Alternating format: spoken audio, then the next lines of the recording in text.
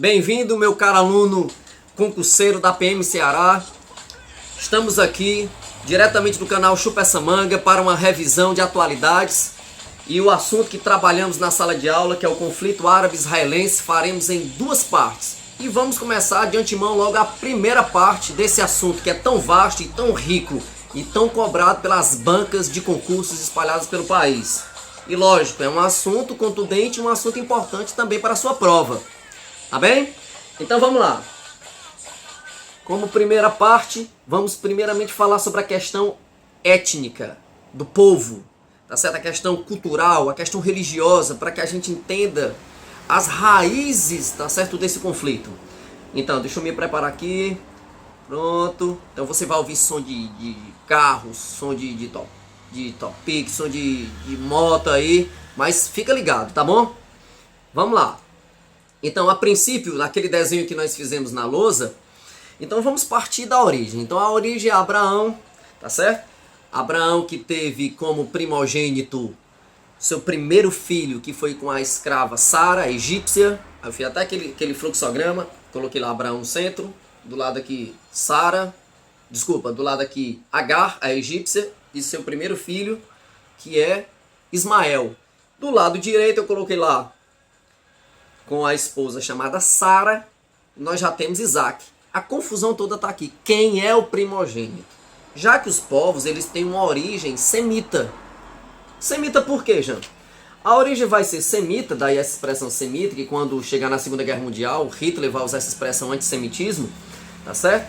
Semita porque, vamos lá para a Torá, vamos lá para o Antigo Testamento, que a Bíblia cristã chama de Antigo Testamento. Então, lá entre os povos que dão origem, tem até a historinha de Noé, que virou filme. Noé tem 3 filhos, que é Cão, Sem e Jafé. E Sem gera a Terá, tá certo? E Tera gera Abraão.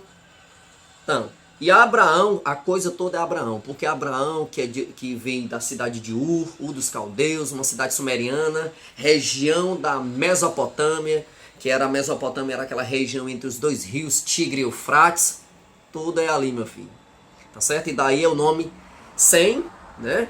Sem, semita, S-E-M, o povo semita. Se é povo semita, então vai ter a mesma origem do povo árabe. Por quê? Porque vamos a Abraão. Bom, como eu disse que a confusão toda é na genealogia, as narrativas bíblicas falam que Deus havia prometido um filho a Abraão com a sua esposa Sara. Abraão velho, sua esposa Sara, também com idade avançada, e ela era estéril. Mas falava, na própria narrativa falava com Deus falando com Abraão, dizendo que se ele podia contar os grãos de areia, se ele podia contar as estrelas, assim seria a sua descendência. Então quando falava da descendência, falava do filho, né? E nós já sabemos naquele desenhozinho que fizemos, que o filho de Abraão com Sara, a esposa, é Isaac. Mas o filho com Abraão, com a escrava, Agar, a egípcia, o nome já é Ismael. A briga é, quem é o primeiro? Bom, se formos colocar de uma forma cronológica, o primeiro é Ismael. Mas em relação à formação do povo judeu, já não é Ismael, já é Isaac. O problema todo está aí, os 2 filhos. A narrativa bíblica também fala que Ismael, tá certo? O Abraão, Ismael, a sua esposa, a escrava, a Agar, é dispensada e vai embora. E eles passam a habitar a Península Arábica. E é daí que vai surgir o povo árabe, por causa de Ismael. E de Isaac, que é o filho, para o hebreu, filho da promessa. Isaac gera Jacó, que Jacó também vai mudar o nome para Israel, que aí é de Israel que surge o povo judeu, tá certo? E aí eles têm como Deus, né, o YHWH, Yud, Reiv, Har, Vev. Lembra? Tá certo? Porque eles não pronunciam a palavra Deus. E aí, desse Deus, ok? Desse Deus, eles têm como livro sagrado a famosa Torá. Mas é interessante também que do povo judeu aparece Jesus Cristo. E Jesus Cristo, por ser judeu, dá origem aos cristãos, ao cristianismo. E aí usa a palavra Deus. Tá certo? Deus, e tem como livro sagrado a Bíblia, porque ela compreende os dois livros, o Antigo Testamento, tá certo? A Torá, e o Novo Testamento, os Evangelhos, as cartas dos apóstolos. Então, Bíblia para cristãos, Torá, a primeira parte, para o judaísmo. Tranquilo? E a outra parte, que vem da descendência de Ismael, que depois de muitos e muitos anos, adorando a vários deuses, que é o politeísmo, aparece a história de Maomé. Então Maomé diz que o anjo Gabriel apareceu para ele e disse: olha Maomé, só há um Deus e esse Deus chama-se Alá. E só há um profeta, é você, Maomé. Então você tem uma missão, chegar para o meu povo, qual o povo? O povo árabe, e falar que só existe um Deus. E aí é que tá. E aí o livro sagrado do Islã é o Alcorão ou Corão. Tá certo? E o seu Deus, você já sabe que o nome dele é Alá. Então nós temos aí 3 religiões monoteístas. Numa ordem cronológica, a primeira monoteísta é o judaísmo, a segunda é o cristianismo, que é século I, e a terceira vem o Islã, o islamismo, que veio através de Maomé. Então Maomé vai criar todo um processo de expansão, tá certo? Dessa nova fé. Tranquilo? Então vamos lá. E aí, continuando o assunto, nós falamos também que os locais sagrados que são para os 3 povos. E aí, entre os locais sagrados, vamos destacar aqui alguns locais importantes que nós falamos. Primeiro, Meca. Em Meca, que fica localizado na Arábia Saudita, é onde se localiza lá a famosa Kaaba. A Kaaba era justamente aquele santuário onde estavam os vários deuses. Que Maomé teve a missão de chegar lá e dizer: olha galera, tá tudo errado, só existe um Deus, agora é só um. Não são mais vários. Botaram Maomé para correr, ele vai para Medina. E antes mesmo de botar Maomé para correr, mandaram até um camelo bomba para a tenda de Maomé. E ele escapou, fugiu. Mas depois ele regressa, tá certo? Começa todo um processo de expansão do Islã. Beleza? Outro local sagrado também, esse é o que é mais alvo de conflito, Jerusalém. Jerusalém. A famosa Jerusalém de ouro. E aí a coisa começa a se fomentar, por quê? Porque Jerusalém é sagrado para 3 povos. Tá certo? O povo árabe, que é o povo muçulmano aqui no caso. Por quê? Porque lá está o Domo da Rocha, porque lá está a esplanada das mesquitas, ou então a mesquita de Omar, o Domo da Rocha, onde se acredita na ascensão de Maomé. Chupa essa manga. Por que você tem que chupar essa manga agora? Porque lá tem o Muro das Lamentações, que para a história monárquica judaica, mais precisamente no rei Salomão, que havia sido considerado o homem mais sábio, o homem mais inteligente do Oriente, tá certo?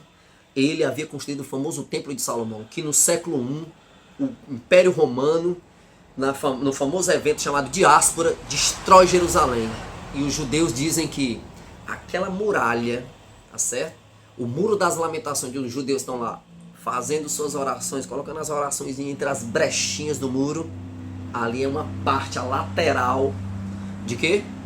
Do Templo de Salomão. E também ela acaba se tornando importante para os cristãos. Por que para os cristãos? Principalmente, notadamente, para os cristãos católicos. E claro, para os cristãos também. Porque lá está a Basílica do Santo Sepulcro. Lembra José de Arimateia, que fornece, que doa o local onde Jesus vai ser enterrado, naquela gruta, tá certo? E aí vem a história da ressurreição de Cristo, e lá foi construída essa basílica, a Basílica do Santo Sepulcro. E é interessante, cara, porque Jerusalém é tão disputada. Jerusalém é tão disputada, sabe por quê? Você vai lembrar, tem um filme interessante chamado Cruzada. Se você tiver curiosidade, depois de assisti-lo. Então, sobre a questão das cruzadas, foram 8 oficiais. E entre uma delas, que é narrada lá naquele filme, tem um momento de uma conversa no finalzinho do filme com Balian, que é um dos representantes, tá certo, do cristianismo. E ele está conversando com Saladin, tá certo?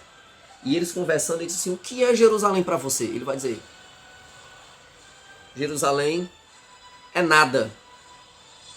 Mas ele complementa dizendo o seguinte: Jerusalém é tudo. Nada por quê, João? Você me pergunta, nada por quê? Porque economicamente não era nada em Jerusalém. Não tinha riqueza nenhuma aparente. Mas porque era tudo. Porque é sagrado. Do que eu falei agora no início. Entendeu? Chupou aí. Vamos continuar. Tá certo? Então, sagrado para os 3 povos. Para o cristão, para o muçulmano e para o judaizante. Então, e aí, entre o que é sagrado ainda, dando continuidade, nós temos Karbala. Karbala, que é onde foi enterrado o neto, tá certo? O neto de Maomé, chamado de Hussein. Nós temos também uma outra cidade chamada Najaf, onde está o famoso túmulo de Ali. Quem é esse Ali, João? Ali é o genro de Maomé. É daí que no Islã surgem facções dentro do islamismo. O xiismo e o sunismo. Tem outros também, o alalitas. Mas vamos para cá, para esses dois. Os xiitas. Tá certo? Os xiitas são justamente aqueles que são os conservadores. E eles estão em minoria. Os sunitas estão em maioria e são os moderados. Já mais aí, me explica melhor. Xiita. Os seguidores do xiismo são aqueles que acreditam na genealogia de Maomé. Então, Shili Ali. Tá certo? Que aí eles acreditam na descendência por conta do genro de Maomé, que é o Ali. Então, os seguidores da descendência. Já o sunismo acredita por causa do livrinho, que era o livro que o Maomé sempre andava com ele, que onde estavam suas anotações, tá certo? Sobre a fé islâmica, sobre o Alcorão e tal, aquelas anotações, aquelas notas de rodapé que ele escrevia, as explicações do próprio Corão. Então já não é os seguidores do sunismo, por causa desse livro, a Sunna, não acreditam na continuidade da propagação da fé islâmica pela genealogia, mas sim pela Sunna, pelo aquele outro livro que também um considera um sagrado. Tá certo? E por fim nós temos Medina, a cidade de Medina, que onde aconteceu aquele famoso evento, a fuga de Maomé, né, que nós chamamos de Égira. E lá também Medina é o túmulo de Maomé. Tá certo? Mas, dando continuidade ao nosso assunto, a gente entra mais profundamente agora na questão do Oriente Médio. O Oriente Médio formado por vários países, tá certo? E várias nações ali, que envolve o Islã, que é notadamente árabe, né? O Oriente Médio, que fica entre o Extremo Oriente e o Ocidente. Nós temos o Afeganistão, nós temos a Arábia Saudita, nós temos o Bahrein, nós temos Catar, nós temos Emirados Árabes, nós temos o Egito, Iêmen, Israel, Irã, Iraque, Kuwait, Líbano. Então, tem muita gente ali na região do Oriente Médio. Omã, Palestina, certo? E a própria Síria. Tem a Turquia. Essa discussão do Oriente Médio envolve até outros povos também, como por exemplo o turco. O turco não é árabe, tá certo? O turco é turco, o árabe é árabe. São duas etnias, são dois povos diferentes. Mas o turco professa o quê? O Islã. Aí muitos até categorizam também como parte do Oriente Médio. Como o próprio Egito, que eu acabei de citar. O Egito fica no nordeste da África. E o Egito não faz parte do Oriente Médio, assim, geograficamente. Tá certo? Mas geopoliticamente já faz parte. Assim como também podemos incluir a questão da Turquia. Bom, mas vamos para as cronologias que nos importa agora. Bem, quando a gente chega no ano de 1869, aí nós temos uma coisa importante aqui no ano de 1869, que é a abertura do canal de Suez. O que é o canal de Suez? O que é essa abertura? O que é esse canal? O canal é uma ligação entre o Oceano Índico, tá certo? Com o Mar Mediterrâneo. O Mar Mediterrâneo que banha o sul da Europa, o norte da África mesmo. Então é uma... Como é que eu posso dizer? Uma ligação. E esse canal de Suez foi iniciado pelos franceses e no ano de 1882 passa por o domínio dos próprios ingleses. E eu vou voltar a falar um pouco sobre essa questão do canal de Suez. Mas quando a gente chega no finalzinho do século XIX, no ano de 1897, acontece o primeiro congresso sionista. Theodor Herzl, um jornalista austro-húngaro, tá certo? Dá início a esse movimento chamado movimento sionista, que era justamente a volta, conscientizando o povo judeu que desde o século I, no ano 70 depois de Cristo, havia sido expulso no famoso evento chamado diáspora pelos romanos, e eles estão sem casa desde o ano 70, e ele começa a influenciar os judeus a voltarem para casa. O nome disso, movimento sionista. E é interessante que muitos judeus passam a partir já nessa data para a Palestina e começam a comprar terrenos e começam a viver da agricultura, do pastoreio na região da Palestina, que haviam sido expulsos desde o ano 70. E é interessante que até o final da Primeira Guerra Mundial, o Império Turco-Otomano, que dominava a região do Oriente Médio, foi esfacelada depois do final da Primeira Guerra Mundial. E entre os países vencedores nós temos o Reino Unido e nós temos a França, que o quê? Pegaram todos aqueles domínios do Império Turco-Otomano e dividiram entre si, como por exemplo, ficou para o Reino Unido Palestina, Transjordânia, Egito, Iraque, a Pérsia, que hoje é o Irã, e para a França ficou a Síria e o Líbano. O que é importante nisso, João? Que tudo isso que eu acabei de citar são regiões de predomínio árabe. Tá certo? E bem, e quando está terminando a Primeira Guerra Mundial, que é o ano de 1917, tá certo? Arthur Balfour declara, a famosa declaração de Balfour, ele declara uma coisa importante. Lar nacional. Ele acredita numa necessidade de se criar um lar nacional para os judeus. Aí vamos juntar aqui as pecinhas. Vamos juntar aqui as pecinhas como é importante. No movimento sionista, né, do Theodor Herzl, ele havia dito o seguinte, olha só o que ele havia expressado. Uma terra sem povo para um povo sem terra. Se a gente for analisar criticamente, existe um erro grotesco aí. A terra, ela tinha um povo. A segunda parte da frase está correta. Um povo sem terra. Então, um povo judeu sem terra. E aí isso fomentou justamente a declaração de Balfour, que era o quê? Criar um lar nacional, criar um Estado judeu. Então, se há uma necessidade da criação de um Estado judeu, não foi falado na criação de um Estado palestino. A princípio, não. É por isso que em resposta a essa saída, essa migração de muitos judeus para a Palestina, fomentada pelo movimento sionista e pela declaração de Balfour, é que aparece a criação da Liga Árabe. A Liga Árabe, que é criada pelo presidente do Egito, olha quem vai estar como resposta, tá certo? A essa migração em direção à Palestina. O Egito, na presidência do próprio Nasser. Então Nasser é que vai fomentar essa resposta a essa volta exagerada de judeus em defesa da etnia, tá certo? Da etnia o que? Árabe. Porque os egípcios que professam o Islã, tá certo? Eles são de etnia árabe, tá certo? Nacionalmente são chamados de egípcios. Mas o seu tronco étnico, tá certo? É árabe. E esse árabe aqui é o que professa o Islã, tá certo? Então preste bem atenção como tem uma ligação religiosa. Bom, mas aí a coisa acontece porque logo depois, no final da Segunda Guerra Mundial, 1945, acontece o famoso Holocausto. A morte dos 6 milhões de judeus. Isso chamou a atenção internacional. E aí no ano de 1947, que é 2 anos depois da Segunda Guerra Mundial, aí acontece, a ONU já havia sido criada em 1945, e ela, na sua Assembleia, a Assembleia das Nações Unidas, ela resolve criar um Estado para Israel. Um Estado judeu, tá certo? Que vai ser chamado de Estado de Israel. Aí qual é a região que vai ser criada? A região da Palestina. E na divisão da carta, né, a criação do Estado de Israel, na hora da divisão você há de entender comigo que havia 2 povos agora. O povo judeu e o povo palestino, que é o povo árabe que habita a região. E aí a Carta das Nações Unidas, na hora da divisão das terras, ela fez da seguinte forma: 57% das terras para os judeus, 43% das terras para os árabes. Aí vamos para a população que existia na época da criação dos 2 estados. Para o Estado de Israel, tá certo? Habitava a região mais ou menos 600 mil habitantes. Para o povo árabe, que vai ficar com a parte menor, 43%, cerca de 1,3 milhão.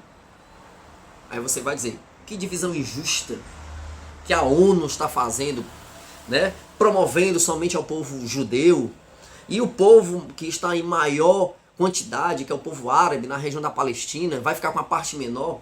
Mas entenda bem, 60% dos 57% das terras que ficaram destinadas ao povo judeu compreendiam o imenso deserto do Negev. Aí a coisa já fica, aí você já repensa. Bem,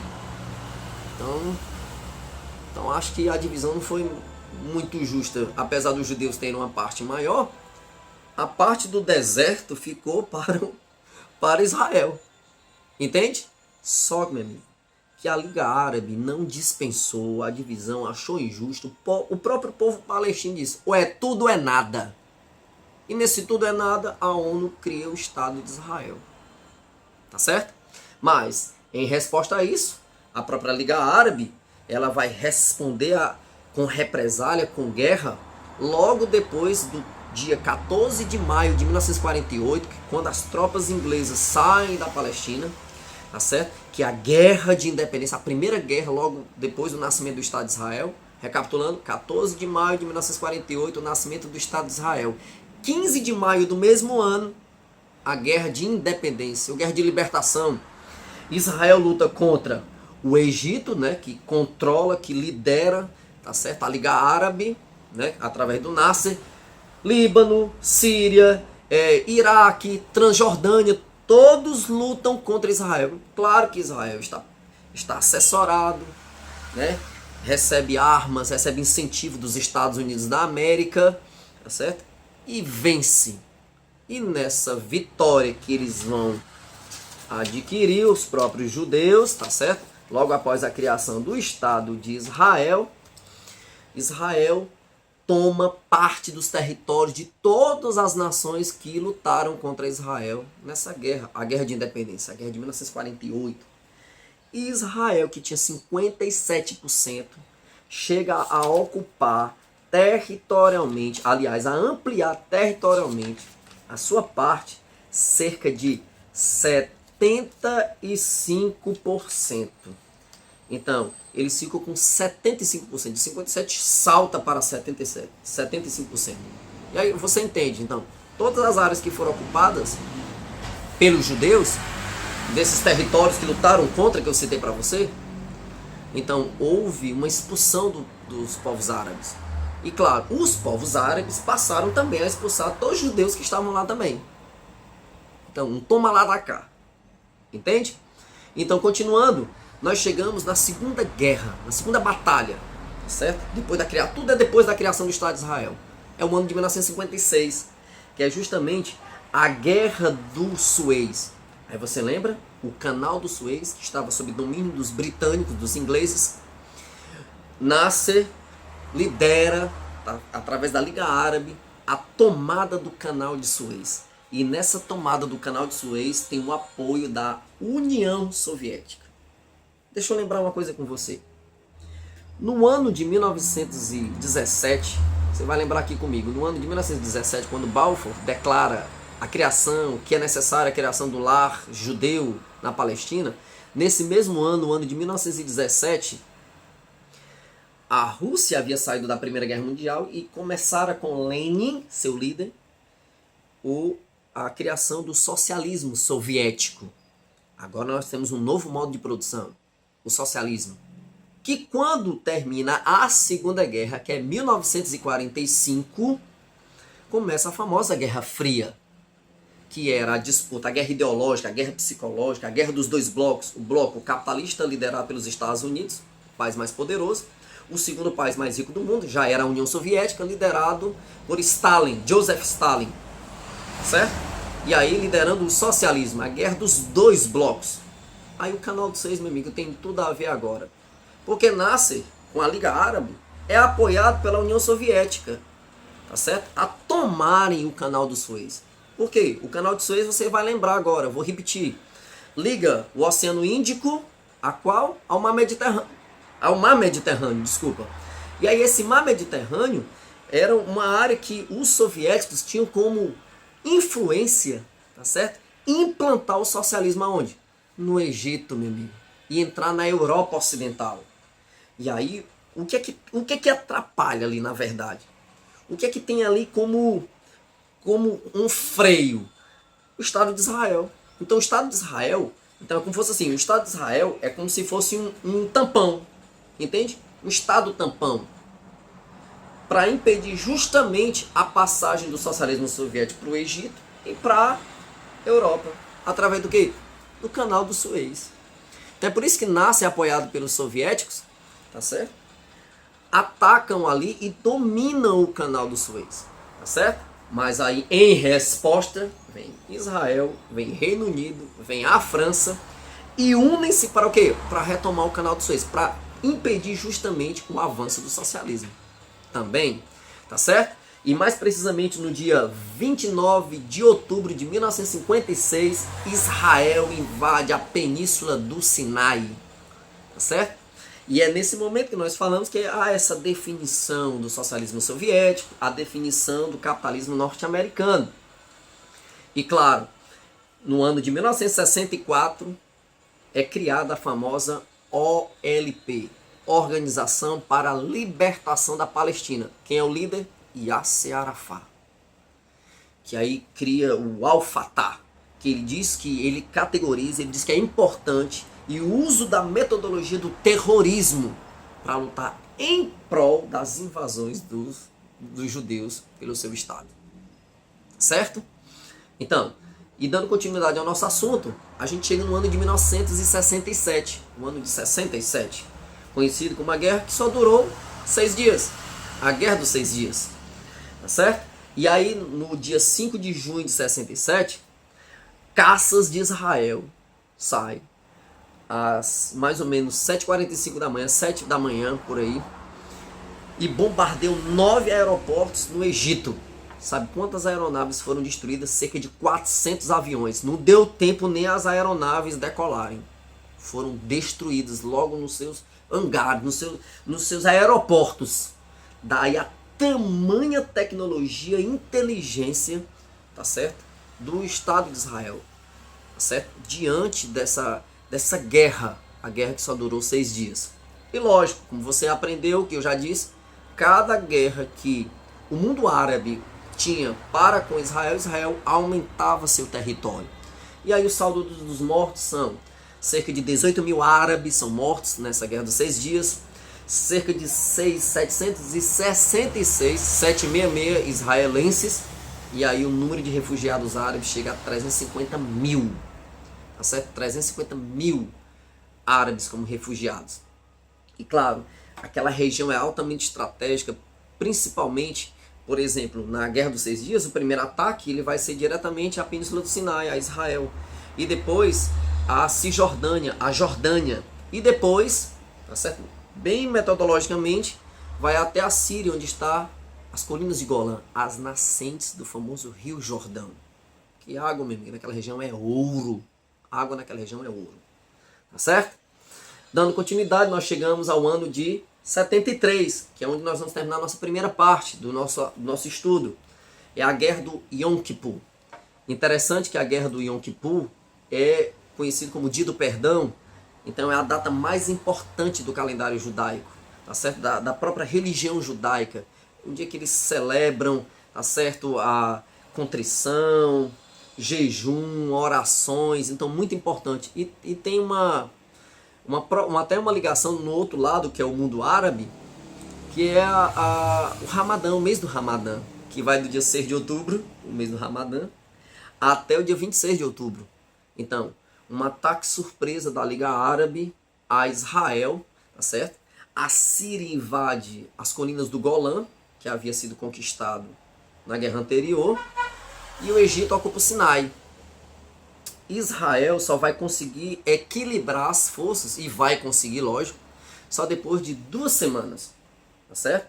E aí depois dessas 2 semanas, diante do próprio poderio bélico que nós falamos, a própria inteligência judaica, né, de Israel, eles conseguem recuperar tudo novamente. Aí o Egito percebe, então o mundo árabe percebe que é um troço muito complicado esse conflito direto com Israel. Chupa essa manga, o poderio bélico de Israel. Pra você ter ideia, a força aérea mais bem treinada do mundo é a de Israel, tá certo? Então, isso tudo trouxe saldos negativos, claro, para o mundo árabe também, por conta da dispersão que acaba se tornando bem maior. tá certo? Então, e é interessante que vale notar que nesse período aqui o ataque surpresa da Liga Árabe já não é mais liderado pelo presidente Nasser, porque ele havia morrido, tá certo? Agora é o Al-Sadat. O Sadat agora que está liderando a Liga Árabe, tá certo? E o próprio, nessas 2 semanas que Israel teve necessidade para poder tomar as rédeas, mas quando tomou, meu amigo, afundou só 19 navios do Egito. Então pra você ver o poderio bélico como era importante. Em resposta, para a gente finalizar essa parte, é a OPEP, né? Que você já sabe, ela traz um boicote à OPEP. Aqui é o meu alarme aqui me avisando que está terminando a primeira parte, tá certo? A OPEP, ela boicota ao Ocidente, tá certo? Justamente no ano de 73, no ano de 1973, que é o mesmo ano da Guerra do Yom Kippur, ela boicota o desligamento das operações de fornecimento de petróleo, tá certo? Então, e só isso ocasionou para o Ocidente, em 24 horas, uma inflação de 300%. E essa inflação tamanha, ela atingiu o Ocidente. E claro, se atingiu o Ocidente, atingiu também o Brasil. Então ninguém ficou de fora. Ok?